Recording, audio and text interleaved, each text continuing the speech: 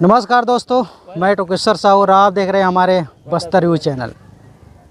Bastar you channel बनाने का मकसद यही है कि आदिवासियों का जो जल ज़मीन से जुड़े मुद्दे जो हैं वो आप लोगों के सामने लेकर आए। और आज हम एक ऐसी ही मुद्दा लेकर आपके सामने पेश हुए हैं और ऐसे ही मुद्दा को लेकर आज हम पहुँचे हैं एक गांव में, जो गांव का नाम है भैंस गांव, जहां पर लगभग आसपास के ग्रामीण लगभग 15-20 गाँव के जो गांव के ग्रामीण हैं वो यहां पर धरना पर बैठे हुए हैं। उनकी मांगे क्या हैं और वो लगातार 20 से 25 दिन हो चुके हैं यहाँ पर बैठे हुए, और वो चाहते क्या हैं, उनकी मांगे क्या है और उनकी समस्याएं क्या है, जो इस लगातार जो है इन लोग धरना पर बैठे हुए हैं। आज हमारे साथ यहाँ ग्रामीण हैं। मैं कैमरामैन से कहूँगा, आप देख सकते पीछे में इतने सारे लोग हैं जो यहाँ पर लगातार रोज़ाना जो है धरना पर बैठे हुए हैं।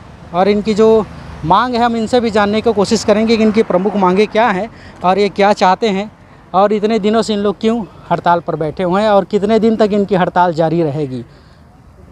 पूरे लोग हैं, आसपास के लगभग 15-20-25 गांव के लोग हैं यहाँ पर बैठे हुए हैं। इनकी मांगे हैं जो भी है हम उनसे जानेंगे कि इनकी जो क्या समस्याएँ हैं। लगातार यहाँ पर जो है इन लोग सुबह से लेकर शाम तक जो है, रात में भी लगभग इन लोग बैठे रहते हैं। और ये जो एरिया है वो राव घाट माइंस एरिया आता है, जो एशिया का दूसरा नंबर का माइंस है। हमारे साथ भैया हैं, हम उनसे जानेंगे कि इन लोग इतने दिनों से यहाँ पर क्यों बैठे हैं, इनकी मांगे क्या है और इन लोग चाहते क्या हैं। भैया आपका नाम क्या है? मेरा सोमनाथ उसंडी है। अच्छा भैया, आप लोग यहाँ लगातार इतने दिनों से हड़ताल पर बैठे हुए हैं, आप लोगों की मांगे क्या है? जी हाँ, हम लोग 8 तारीख से यहाँ बैठे हुए हैं और हमारे जितने भी क्षेत्र के 40 गांव करीबन पड़ता है, 40 गांव प्रभावित रावघाट माइंस के होता है और रेलवे प्रभावित भी होता है। तो फिर हम लोग इसलिए बैठे हुए हैं कि हमारी मांग पूरा नहीं हुआ। जो भी 2007 से लेकर जो बीएसपी जो वादा किए थे। अच्छा, क्या क्या वादा किए थे वो जो आप लोगों को? आपको तो बताना चाहूँगा, बहुत बड़ा एक वादा था।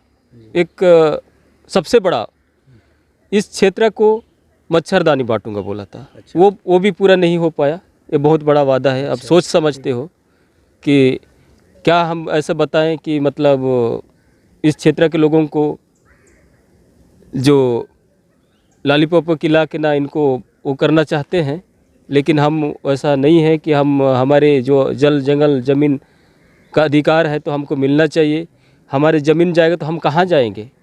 इस माइंस खुलेगा, धूल उड़ेगा, हमारी ज़मीन नुकसान होगा तो उसका जवाबदारी कौन करेगा? अच्छा भैया, ये बताइए, जैसे यहाँ रावघाट माइंस खुल रहा है और खुलने वाला है, लगभग खुल भी गया है, तो इसके दायरे में कितना आसपास के गाँव के जो लोग हैं और कितने किसान या फिर कितने गाँव है जो प्रभावित हो सकता है?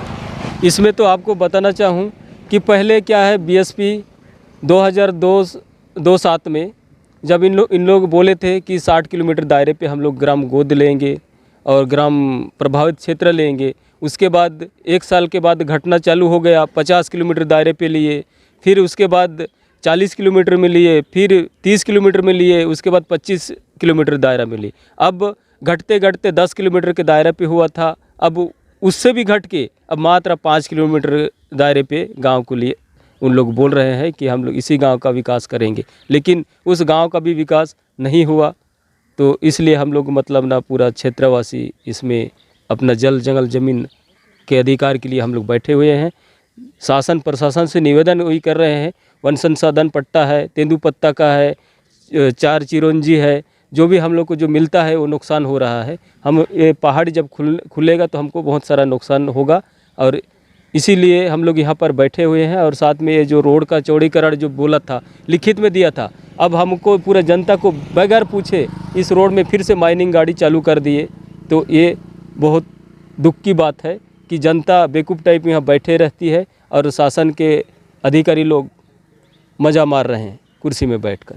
अच्छा ये बताइए, जैसे लगभग रावघाट जो है वो चालू हो चुका है, जैसे अक्सर देखा जाता है कि जितने भी जगह हैं माइंस चालू होने से पहले जो है गांव में जो है जन सूचना रखा जाता है, मतलब उनको सूचना दिया जाता है कि माइंस चालू किया जाता है, आप लोगों के ज़मीन प्रभावित हो रहे हैं, आप लोगों के गाँव में जो भी प्रभावित हो रहे हैं उनको उनके तरफ से जो भी मुहैया करवाया जाता है, ऐसा कुछ आप लोगों के बीच में जन सुनवाई रखा गया था क्या?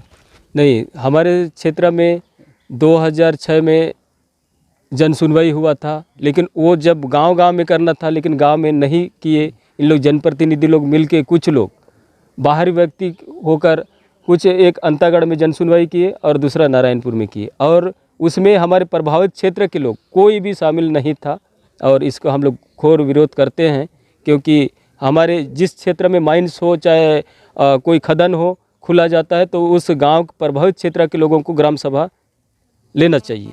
हम यही उम्मीद है कि यहाँ पे अगर मतलब ना इस रावघाट खदान अगर खुल रहा है या खुलेगा, तो फिर हम वही आशा करते हैं कि गांव-गांव में ग्राम सभा होना चाहिए।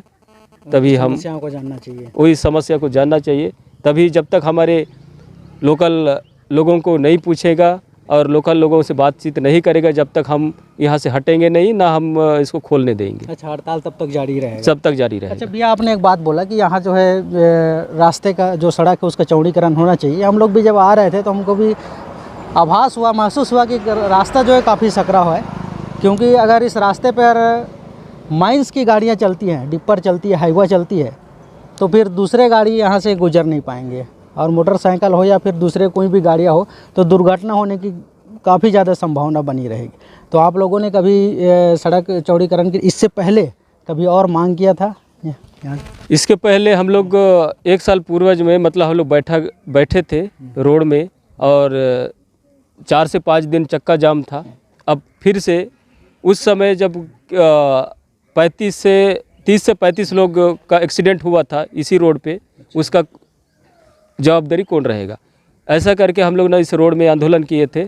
उसके बाद आज भी चौड़ीकरण करेंगे करके इतना सारा गड्ढा है इस रोड पे। कोई भी शासन के जो कर्मचारी जो हैं, उन लोग भी अगर इस रोड में चलते हैं तो कहीं गड्ढा में गिर जाते हैं, कोई एक्सीडेंट होता है तो उसका जवाबदारी कोई नहीं है, क्योंकि इस क्षेत्र के लोग इसी रोड से जाना होता है। बहुत ज़्यादा गाड़ियाँ चलता है, माइंस गाड़ी, तो हम लोग बहुत ज़्यादा, तो जैसे माइंस खुल जाएगा तो बड़े गाड़ियाँ चलेगी, तो ये फिर मतलब ना अगर बड़े गाड़ी अगर चलेगी तो फिर हमारे लिए रोड अलग से होना चाहिए और जो माइंस के लिए रोड अलग होना चाहिए। हम यही निवेदन करते हैं शासन प्रशासन से भी कि इस रोड है तो फिर ये हमारे जनता के लिए रहेगा।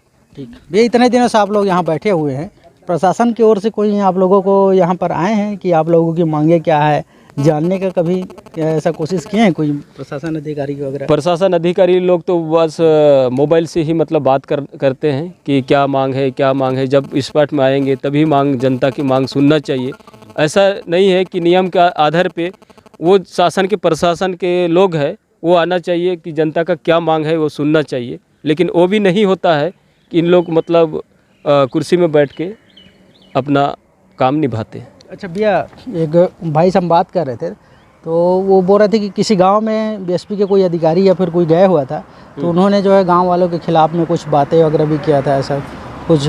हाँ, उसमें मेरा ये कहना है कि हमारे क्षेत्र के लोगों में गांव में जाके उन लोग को भड़का रहे हैं और ये सब नहीं करना चाहिए। उसको अगर माइंस चाहिए तो उसको इस गांव के लोगों से मिल के चलना चाहिए, वो नहीं होता है।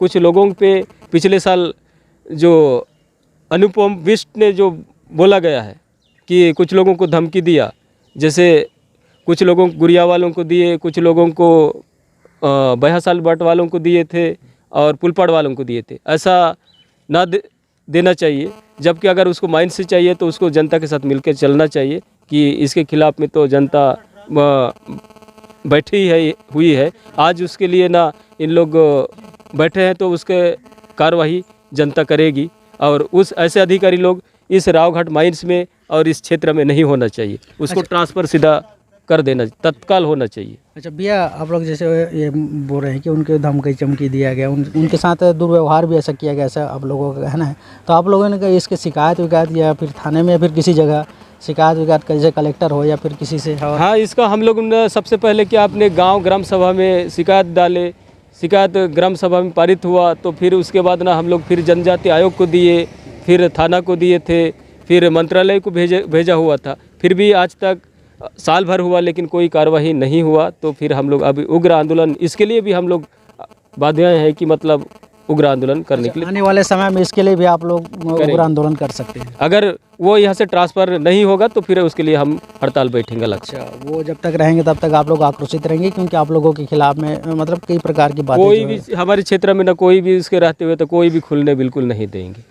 तो हमारे साथ में भैया हैं यहाँ के, क्या नाम भैया? सोमनाथ उसेंडी। सोमनाथ उसेंडी इस क्षेत्र के। भैया ये बताइए, यहाँ कितने गांव के लोग जो हैं बैठे हुए हैं? लगभग 40 या 45 गांव के लोग हैं कि जैसे हर गांव से रोज़ आते हैं और रोज़ बैठ जाते हैं, अपना जल जंगल ज़मीन के हक के लिए या अधिकार के लिए बैठे हुए हैं, तो वही मांग कर रहे हैं।